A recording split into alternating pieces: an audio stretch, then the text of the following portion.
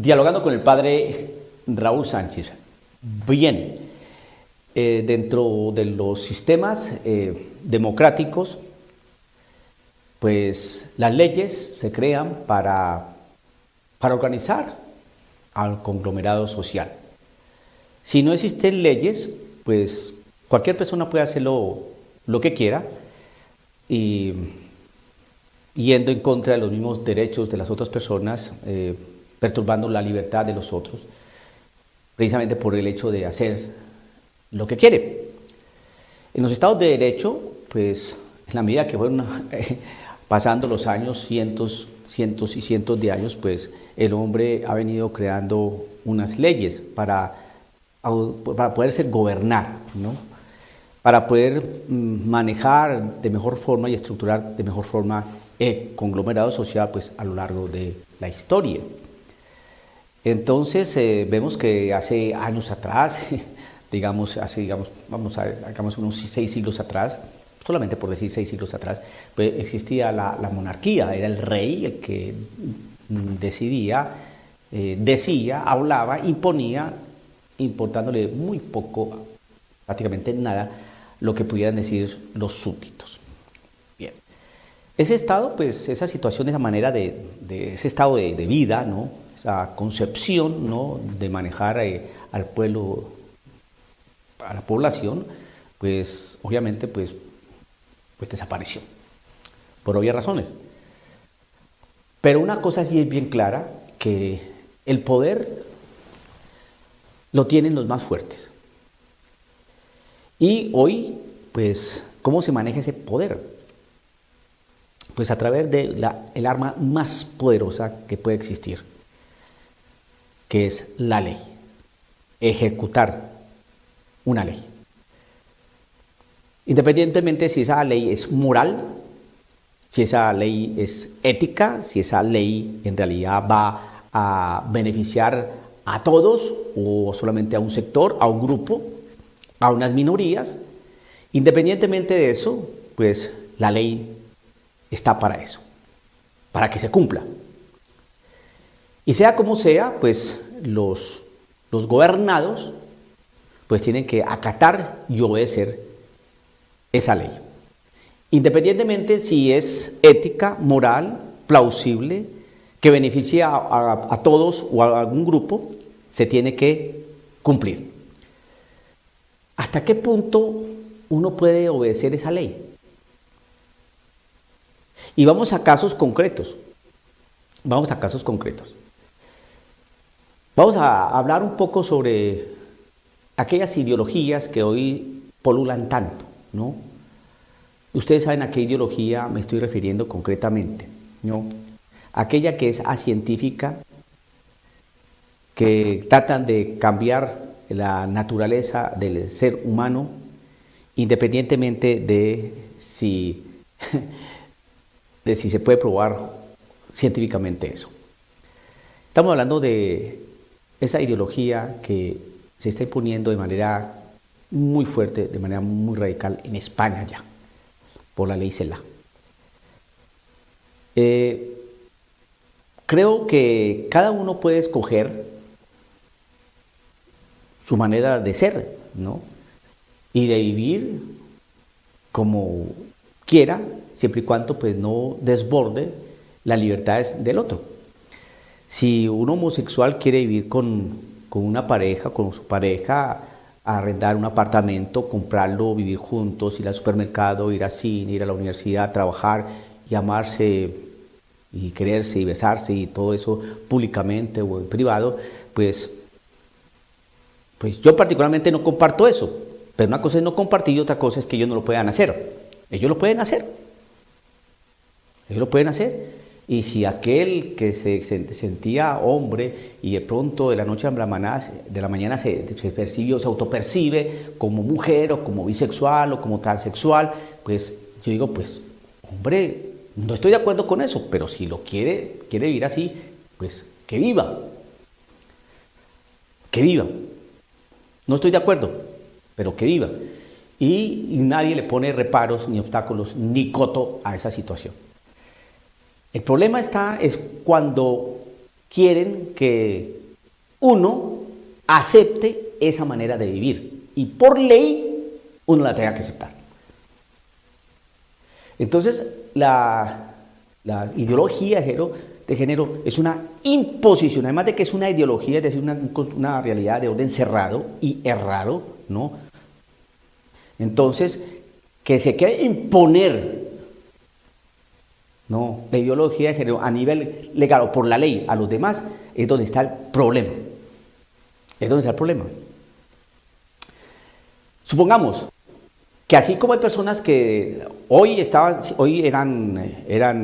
sentían hombres, machotes, masculinos, física, estructuralmente, cromosomáticamente, fisiológicamente, biológicamente, hombres verdaderos, y de pronto en un mes se autopercibieron que en realidad no se sienten así, sino que se sienten muy femeninos, muy suaves, muy delicados, independientemente de la parte cromosomática, la biológica, fisiológica, estructural, psicológica, independientemente de eso, física, hoy se sienten muy suaves, muy delicados, se sienten mujeres, pues cambiaron, ¿no?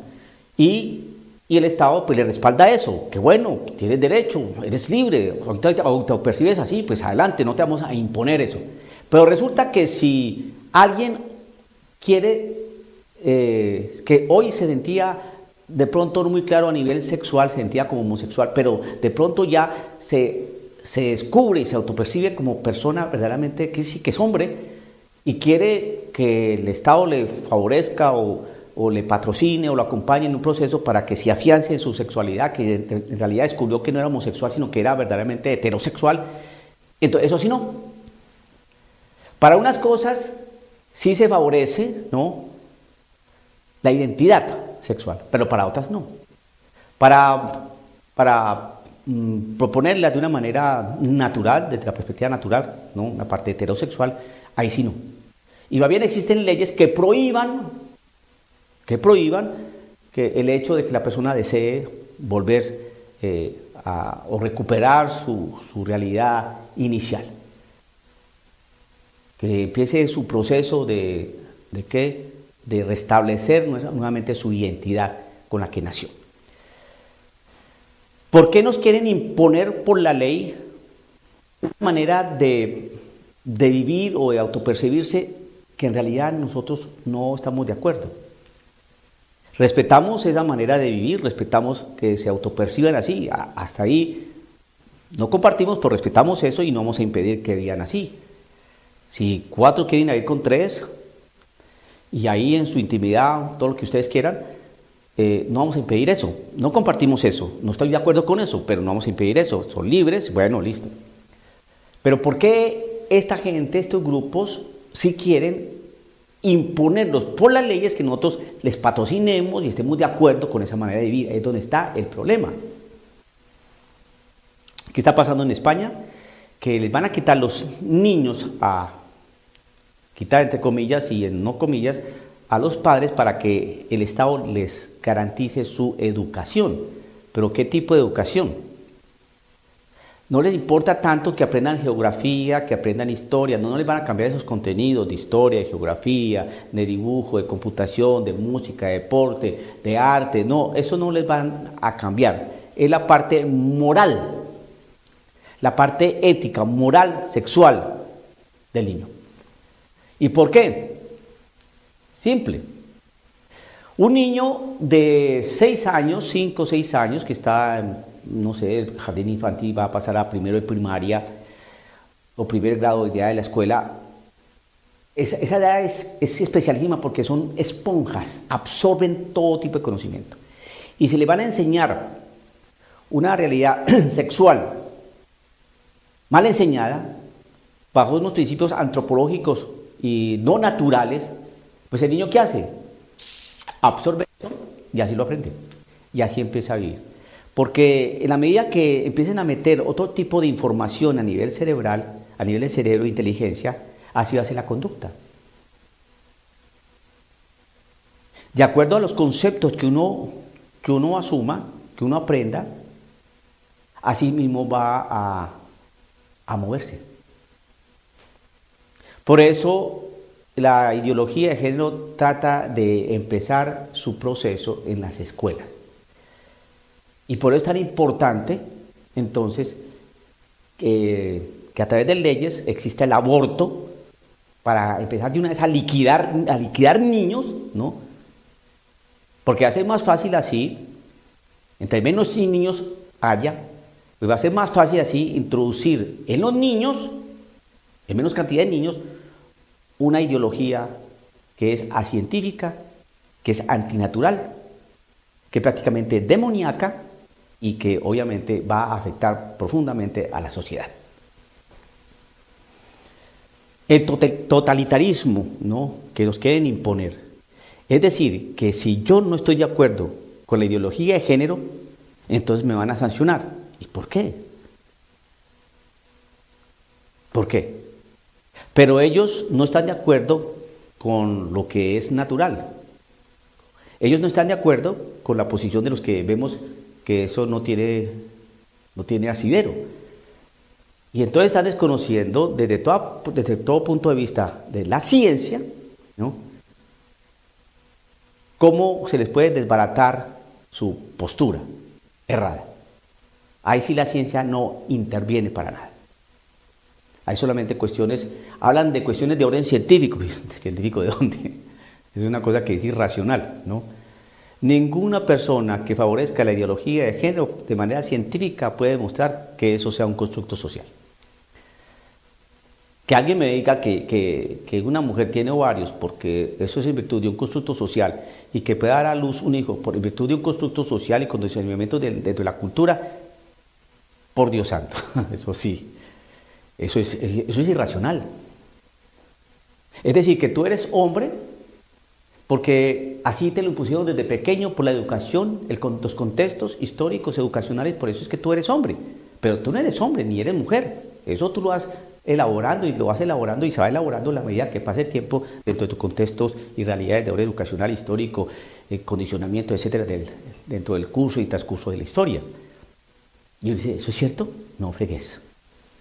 No me vengan a decir que las cromosomas, no, XX o XY es en virtud de que me educaron así a mí dentro de mi contexto, por favor. Uno tiene que ser prácticamente irracional y poco pensante para poder aceptar una ley o unas leyes que lo quieran no apretar para cambiar todo lo que es lo natural. Entonces, dentro de estos contextos que nos movemos hoy, dentro del nuevo orden mundial, entonces usted se da cuenta que a través de las leyes nos van a apretar para que el aborto se realice, la ideología de género se empiece a realizar, a desarrollar, y eso va a ser así, ¿no? Y van a aparecer otras leyes, ¿no?, para que si usted es un poquito consciente, que sé que lo es, entonces va a poder discernir y percatarse de que la eutanasia, ¿qué es lo que hace? Menos gente. El aborto, ¿qué es lo que hace? Menos gente. La ideología de género, ¿qué es lo que hace? Menos gente. Todos los movimientos gay, ¿qué es lo que hacen? Menos gente. ¿Y por qué menos gente? Pues concluya. Y la poca gente, entonces, que ya haya, entonces, darle un reverso, darle un vuelco a su misma naturaleza.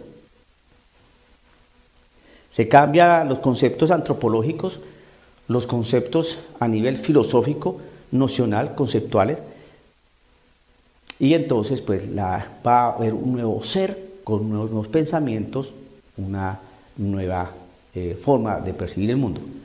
Hoy el mundo, digamos, clásico, tradicional, conservador, pues ¿qué entiende? Pues hoy que entiende que el hombre y la mujer se unen para tener familia y que la familia pues es algo maravilloso que hace que la persona entre una mejor dignificación de vida. Existen situaciones de orden de responsabilidad educacional, de estructura, de amor, de afecto, de sentimiento, una serie de cosas, ¿no?, que sería imposible enumerar en este video, pero que hace que uno diga vale la pena tener familia.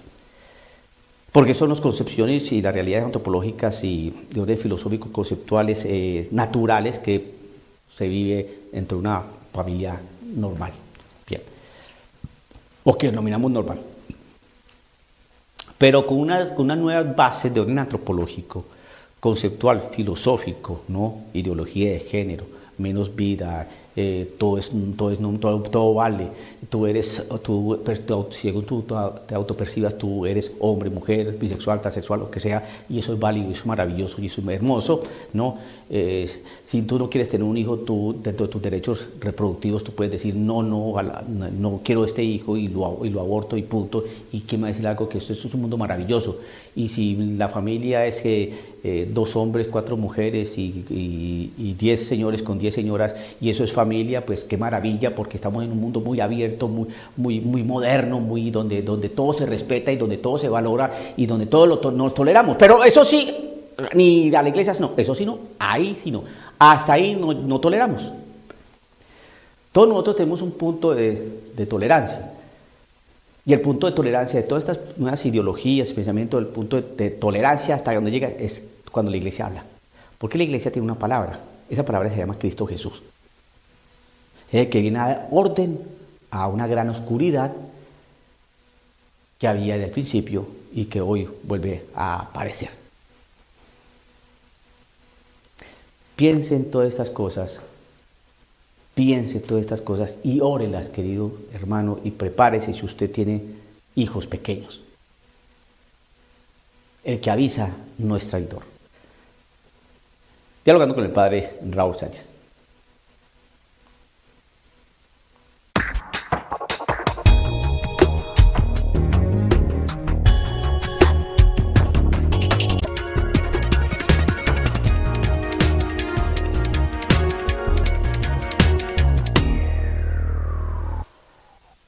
Dialogando con el padre Raúl Sánchez. Bien, se habla mucho ahora de el reseteo, como de un nuevo inicio. Parece ser que el COVID-19 ha puesto como en grandes alarmas y alertas al mundo desde todo punto de vista económico, político, social, cultural, estético, histórico, científico. Lo ha puesto al revés. Religioso también. Lo ha puesto al revés y parece ser que ha mostrado que el hombre ha sido incapaz de manejar la historia, de manejar las cosas, y esto, pues el COVID nos ha dicho, bueno, algo hay que hacer. Entonces hay que resetear, hay que volver a reiniciar. Vamos a reiniciar un nuevo inicio.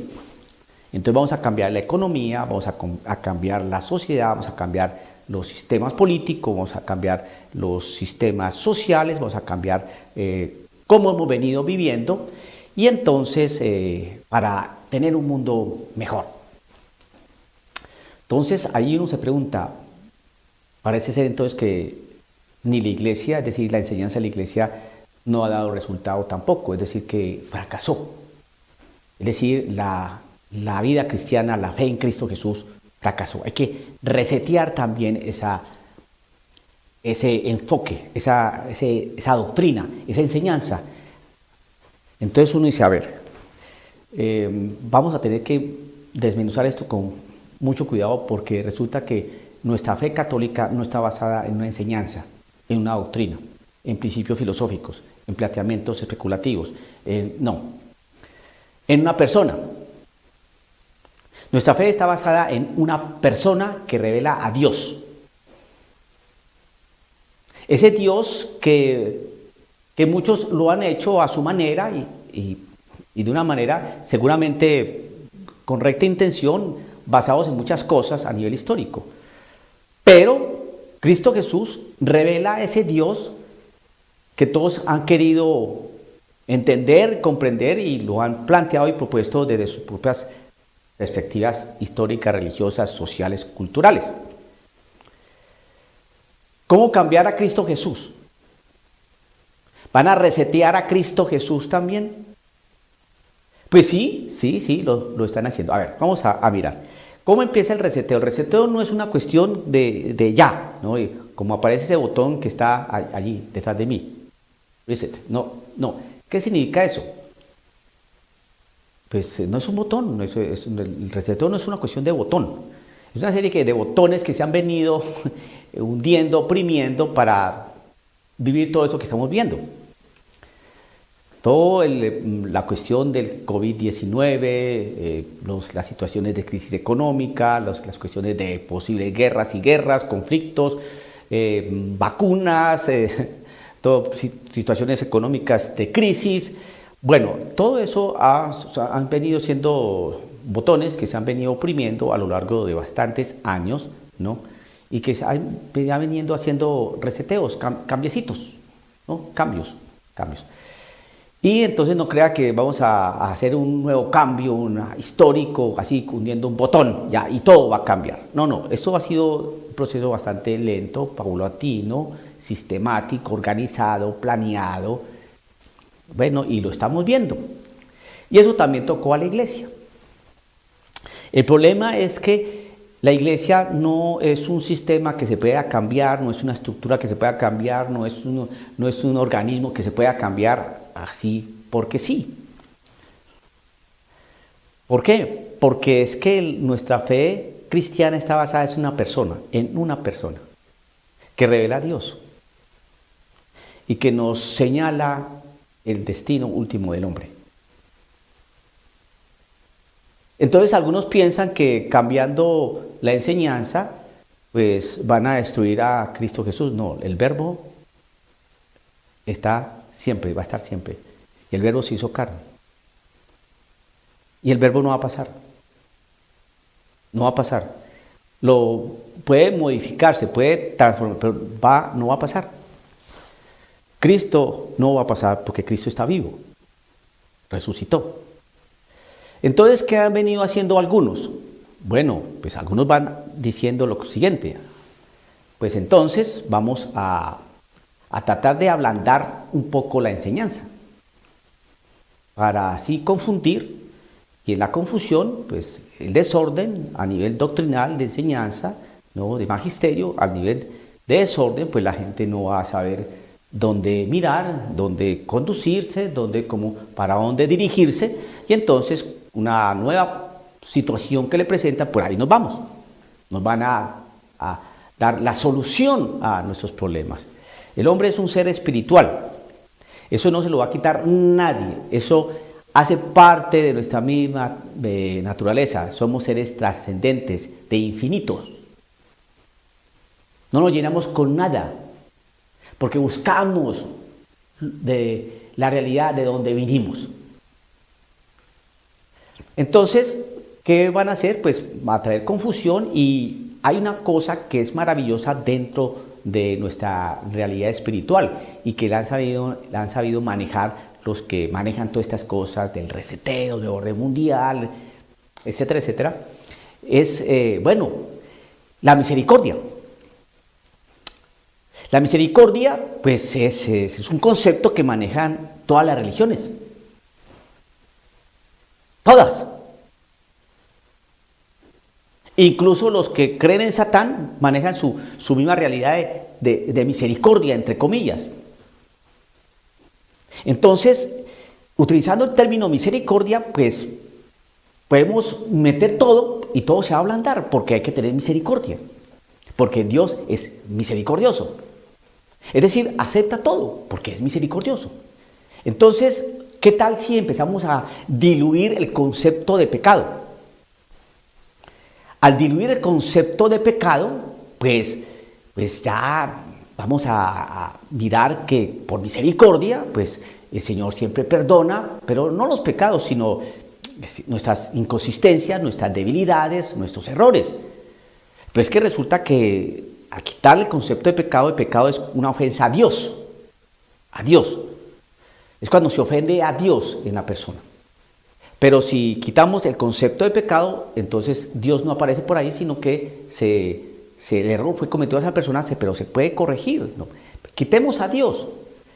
Quitando el concepto de Dios, quitando el concepto de diablo, quitando el concepto de infierno, quitando el concepto de purgatorio, quitando las realidades virginales, de ángeles, de milagros, de cosas especiales, bellas, de nuestro Señor con la persona humana, quitando esa situación, entonces vamos simplemente a hablar de misericordia, es decir, de amor, Lo importante es el amor, creo en el amor, todos nos vamos a amar y listo. Y así es más fácil meter cualquier cosa. Y alguien que de pronto quiera brincar y decir, no, pero es que eso no es así, entonces te falta misericordia. Tú eres un divisionista. Tú no quieres comunidad. Nos estamos dando cuenta que no quieres comunidad. Eso es definitivo. Tú eres un anárquico. Por favor, eres un anárquico. Es que es definitivo. Definitivo. No eres misericordioso. Hay que soltarnos de tantas amarras, ¿no? De tantas cuerdas conceptuales que han venido oprimiendo al ser humano y no lo ha dejado ser verdaderamente libre. Entonces en la iglesia también hay un reseteo. Vamos a resetear el mensaje. Resetear el mensaje. Aquí vamos a resetear la parte moral. ¿Listo? Vamos a afectar la familia. ¿Listo? Afectar la familia, entonces la misericordia. Hombre, la relación entre personas del mismo sexo, por favor, tienen derecho. Tienen derecho. Entonces se nos metieron los derechos porque un derecho es un acto de misericordia. Y entonces uno dice, pero espérese un segundo, una cosa es un derecho y otra cosa es un gusto, una preferencia. No, pero no te pongas a pensar en esas nimiedades, por favor, en esas nimiedades en este mundo en que estamos. Misericordia, misericordia. También tienen derecho. Y eso se metió en las legislaciones. Entonces la familia empieza a variar. La ideología de género, ¿no? Que se meta eso en las escuelas a los niños, porque los niños son como esponjas. Absorben cualquier conocimiento. Y si se les enseña mal, pues lo aprenden mal. Y si no existe una base ética, moral, como lo que está pasando allá en España con esta señora Calá, ¿no? Entonces, cualquier cosa se nos mete. Entonces, pero ir en contra de eso es ir en contra de la ley. Usted es un subversivo, usted no entiende. Cuando uno propone eso no está bien, entonces usted le falta misericordia con los niños, tienen derecho a la educación, los hijos son del Estado, el Estado va a educarlos como bien cree que se deben educar, y así. Y cualquier persona que diga eso no está bien, entonces es un divisionista, es una persona que prácticamente es un subversivo social. Es un anarquista cultural. Es una persona que no tiene sentimientos para poder comprender lo que quiere el nuevo Estado, las naciones, para el beneficio, ya que la anterior sociedad de cultura no ha podido manejar estas cosas. Pero nosotros sí sabemos, nosotros sí. Y entre esos están algunos teólogos de la iglesia, ¿no? Que tienen unos pronunciamientos que, no sé, que en pontificados anteriores sacaron a determinadas personas precisamente por subversivos, por ir en contra del dogma, por ir en contra de la enseñanza de la iglesia, por ir en contra hasta del mismo Jesucristo, poniéndolo como bandolero o como una persona distinta a la que nos muestra la historia, la tradición y la Sagrada Escritura, y que ha venido enseñando y sosteniendo el magisterio. Entonces estas personas vuelven otra vez a la palestra pública a lanzar sus venenos y sus situaciones tóxicas a nivel ideológico. Pero claro, decir eso es ser divisionista. Que no se le olvide a usted, querido católico, que si usted dice que el diablo existe, usted es un fundamentalista. Si usted dice que está en contra de las relaciones entre personas del mismo sexo, usted es una persona que le falta misericordia. Si usted dice que las mujeres no se deben ordenar, usted es una persona que va en contra de los derechos de la mujer. Si usted dice que la Biblia es palabra de Dios y que esa palabra jamás va a pasar, usted va a ser tildado de una persona fundamentalista que se quedó en el medioevo, que usted huele a rancio, que apesta a sacristía, preconciliar. Así. Eso es lo que el Papa Benedicto XVI, Papa emérito, se refería hace pocos días aludiendo a un totalitarismo. Entonces nos van a apretar con leyes, nos van a apretar con nuevas doctrinas y nos van a apretar con palabras como la misericordia y el buenismo. Si usted está en contra del aborto, usted es una persona que va en contra, no tiene misericordia con las mujeres que tienen el derecho a decidir sobre su cuerpo y que está violentando los derechos reproductivos de la mujer y ese derecho fundamental que tiene toda mujer de interrumpir voluntariamente el embarazo. ¿Qué es lo que le pasa a usted, padrecito? ¿Usted no quiere que la mujer tenga sus derechos? ¿Usted va en contra de la salubridad de la mujer, de la salud de la mujer? ¿Eso es lo que usted quiere? ¿Usted en dónde se quedó? Y así nos van a tratar. Así nos van a tratar. Cuando alguien nos dice que la Virgen María se acostó con José porque está muy enamorada, a esa persona no le dicen nada, no la aplauden y muy feliz. Si yo digo lo contrario, yo digo la enseñanza de la iglesia, no, María es virgen antes, durante y después del parto, si yo digo eso, entonces ¿qué dicen? Es que usted lanza muchas piedras, padrecito.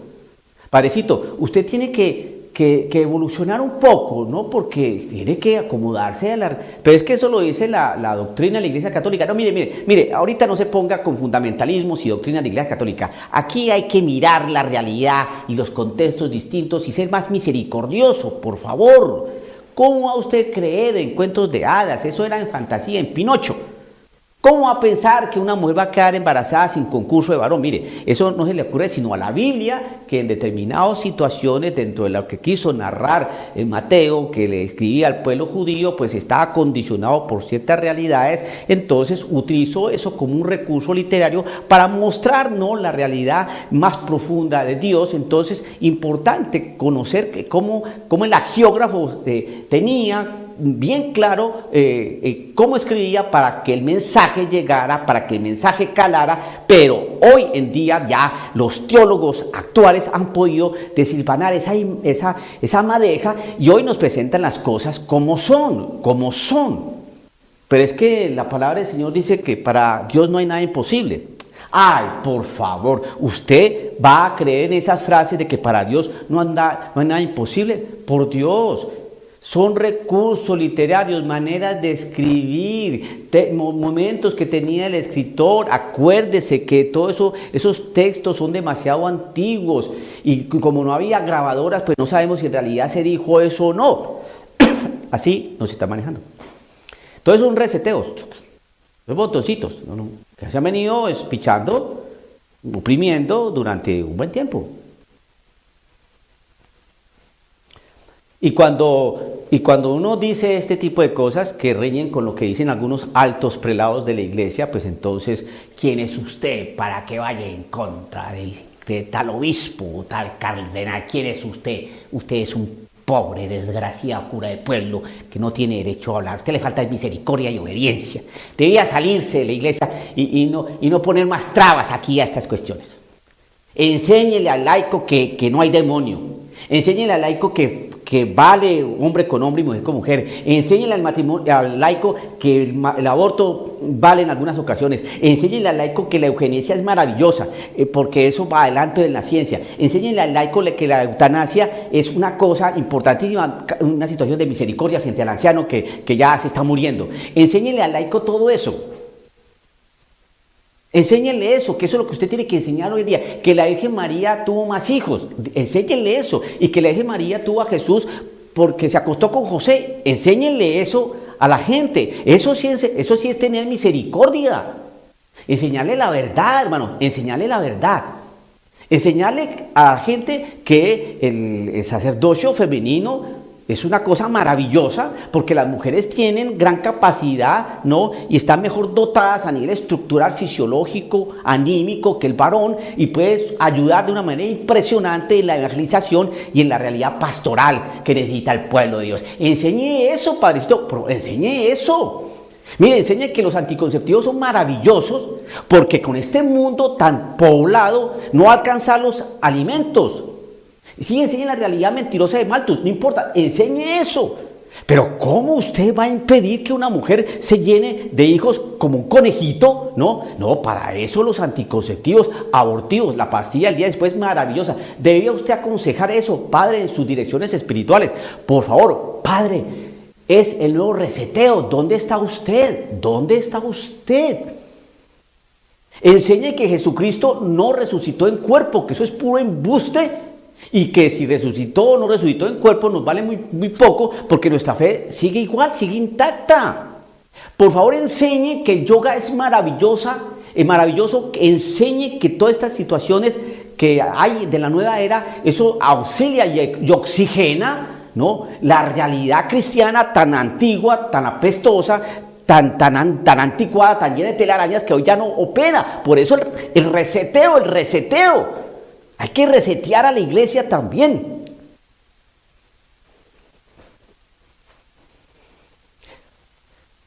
Jesucristo está vivo.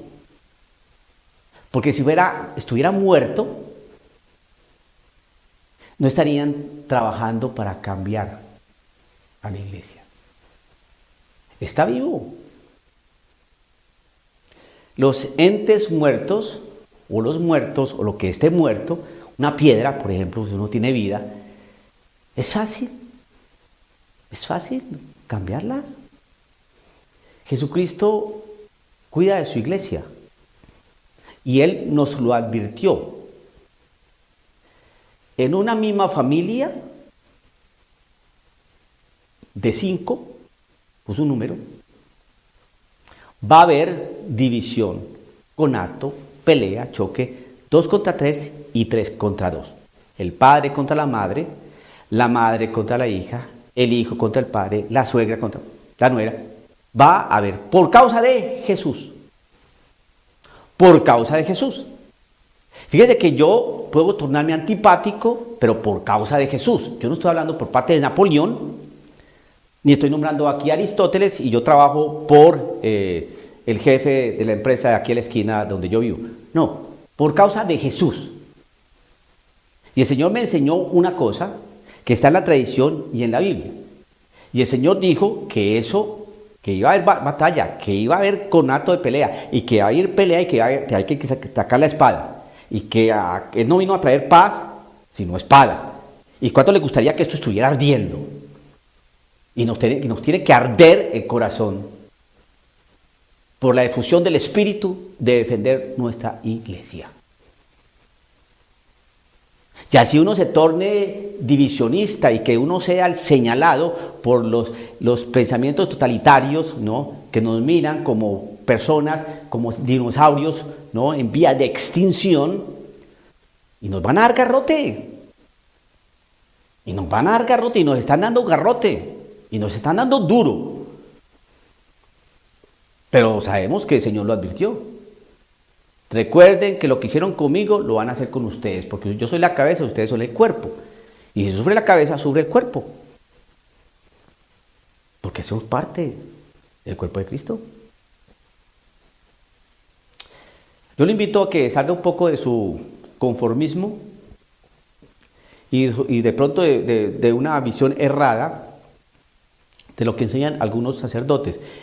Para mí hubiera sido más fácil, créanme que es más fácil para mí no tener este canal, porque me evitaría muchos problemas. Y en las misas, en mi parroquia, donde yo trabajo, pues decir una misa de 5 minutos, decirles, queridos hermanos, Dios es maravilloso, estamos en tiempos convulsos, muy complicados, pero no olviden que Cristo Jesús está con nosotros, Él nos ama, Él nos quiere. Mucha oración, eso sí, los invito a la oración, oren mucho, tengan paciencia, esto va a pasar. Entonces creo que es necesario que tener a la Virgen María ahí a nuestro lado y confiar en ella, ¿no? Orarle al Señor y y no meternos en tantos problemas, porque ya la iglesia está muy dividida para nosotros empezar a tener un canal o escribir en Facebook nuestras cosas de iglesia. No pregunten tanto, dejen que nuestros pastores nos dirijan, así nos dirijan mal. Recuerden que hay un dicho muy sabio que dice, el que manda, manda, aunque mande mal. Entonces guardemos silencio, seamos obedientes, el que obedece nunca se equivoca, entonces vamos ahí, tranquilos, y saldremos adelante, porque así son las cosas. Y entonces uno dice, oiga, perdón, ¿eso es lo que dice la Biblia? ¿Eso es lo que dice la Biblia? Y entonces el que luchar el buen combate, ¿qué? Trabajar con temor y temblor para lograr la salvación. Estar atentos y vigilantes porque el diablo como un león rugiente anda rondando buscando a quien devorar, resistirle firmes en la fe. ¿Cuál fe? Entonces esas palabras, ¿dónde quedaron? Bienaventurados sean cuando todo el mundo los insulte y los denigre y los persigan por causa de mi nombre, porque grande será la recompensa del reino de los cielos. ¿Dónde está eso? Y acuérdense que con esta lucha no es contra sangre y carne, sino contra realidades espirituales esparcidas por el aire. Entonces, ¿dónde está eso? Y cuando ustedes luchen, entonces no se olviden de ponerse el casco, ponerse la escafandra, ponerse el calzado, ponerse el cinturón, ponerse la espada. Entonces esa vestimenta de soldado, ¿por qué nos la dicen? Y sean mansos como paloma y astutos como serpiente. Y mire que los mando como ovejas en medio de lobos. Entonces esa palabra, ¿dónde quedó? Entonces, ¿para qué nos predican cosas de la misericordia y no digas nada, y cállate, agacha la cabeza, no discutas, no preguntes porque traes división, no dividas más a la iglesia, por favor, no dividas más a la iglesia, por favor, ya estamos hasta aquí con el COVID-19, con todos los problemas económicos, con las elecciones allá en Estados Unidos que no se sabe al fin quién es quién. Entonces, ¿cómo hacemos? Por favor, oración, obedece, cállate, listo. Suelta todas tus armas y deja que todo siga su curso, porque todo lo permite Dios para bien. Pues resulta que eso no es cierto. Eso no solamente es cierto, lo otro es cierto también. Estamos en batalla y hay que decir, y hay que hablar, y hay que anunciar. A tiempo ya es tiempo. Y nos van a perseguir. A nadie persiguen por estar callado. A ver, si usted está callado, ¿quién lo va a molestar? Si yo no tuviera este canal, ¿quién me va a insultar? Pobrecita mi mamá, que la sacan a relucir cada rato. Entonces, si yo no tengo este canal, si yo no predico en las misas, si yo solamente guardo silencio y simplemente voy a hacer lo que tengo que hacer, ¿no? Visitar al pobre, conseguir aquí un dinero y predicar algo así que no me comprometa, ¿qué clase de sacerdote soy? ¿Y qué estoy haciendo con la gente? Pero sería más fácil quedarme callado, no quitar este canal, decir una misa de 5 minutos, una predicación de 5 minutos, invitando siempre a la sumisión, al agachar la cabeza, al no decir nada, al orar. ¿Listo? Mire, yo creo que tendría amigos en cantidades, pero entonces esa frase que dice ahí, ay de ustedes cuando todo el mundo hable bien, porque igualmente hablaron así de los falsos profetas. ¿Qué hacemos con esa palabra entonces? Ve usted que sí está uno en lucha, y el reseteo lo están haciendo en la iglesia también y desde hace un buen tiempo. Hunden botoncitos. Y así como va a variar la realidad de orden económico, social, cultural, etcétera, etcétera, entonces también las cuestiones de orden doctrinal histórico de la iglesia católica. Y hay personas empeñadas en hacer eso dentro de la iglesia. Y trabajan, pero son, como dicen aquí en los Estados Unidos, workaholic. No workaholic, no es como un adicto al trabajo. Entonces, creo que debemos despertar, y el reseteo también lo van a hacer en la iglesia. Dialogando con el padre Raúl Sánchez.